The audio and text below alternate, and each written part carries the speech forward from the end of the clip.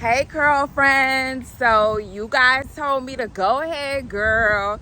Go ahead and document my weight loss journey, so that's what I'm gonna do. Now that I have people holding me accountable, I gotta lose this weight. Girl, and I already started off wrong this morning. My sister done brought me a Chick-fil-A breakfast biscuit sandwich, and I sure enough ate that thing, knowing good and well I'm not supposed to be eating like that. But hey, it's not how you start, it's how you finish, okay? Because nobody cares how you get to the finish line in first place. As long as you make it first, you a winner. I love walking. Walking is so peaceful. Plus, I live in a state where it's just always beautiful. It's nice and warm. And the good thing about living next to the tropics is that you get enough sun. And I feel like a lot of melanated people don't get enough sun, and a lot of people are lacking and are vitamin D deficient. And that has a lot to do with you're just not getting enough sun. As a melanated person, a black person, a Negro, an African American, whatever you want to call yourself, if you look like me, you need at minimum at least 4 hours of sun. And you need that important vitamin D. It's a hormone, and you need your organs to be in harmony. Get it? Organs in harmony, needing a hormone, vitamin D. Get it?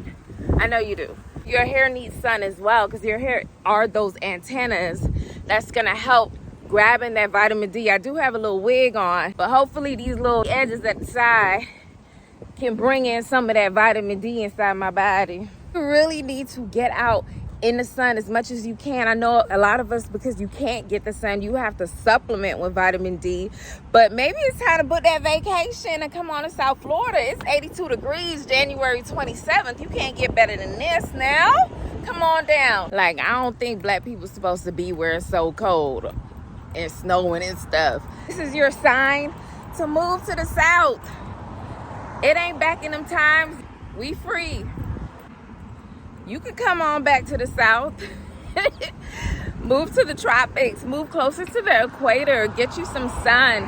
Your body needs it, your skin needs it. The darker you are, the more melanated you are, the more you need to absorb the sun. In other news, today I am coming in at 179 pounds and 4 ounces, almost a whopping 180 pounds, the biggest I have ever been in my entire life. I am 5'4". I have not had any cosmetic surgeries, and during this fitness journey, I will not be using caffeine or performance enhancement drugs or protein shakes. Just straight old-fashioned diet and exercise to get the body of my dreams. So I have the gym to myself, and we love that, okay? So on my walk, I was listening to this podcast, and it was one of those 50-50 podcasts that we'd all love and hate. But this 50-50 podcast scenario was kind of different because it had an older gentleman on it. If I were a woman, I would dismiss any man that came up with a conversation about 50-50. Wow. Because he's lacking somewhere in terms of his masculinity. I don't think a woman should ever marry a man that does not have a mind to 100% provide for her. That 100% heart as a man, you have to simply clearly communicate where you're going to your woman, so that she understands every day the 50-50. It's not about the money. It's not about the money. It's mindset. And when women have an issue with 50-50, what they're subconsciously, they may not even realize it. They are upset about the fact that this dude is not showing up as a whole man. Ladies, please write down your thoughts in the comments. How do you feel about this 50-50 situation?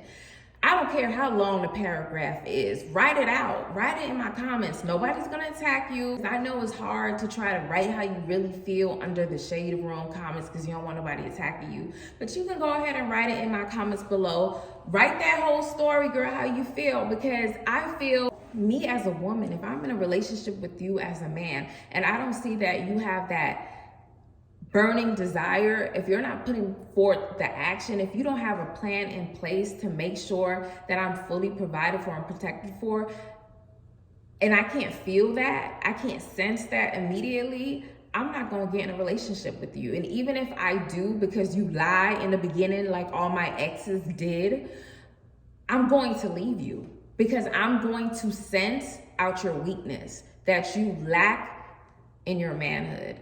I would never, ever go 50-50 with a man, never have, never will. If you want to say I'm going to end up alone, first of all, that's false because I got long, thick hair, and black women with long, thick hair don't be ending up alone. So that's absolutely not gonna happen. I could go chill with my siblings.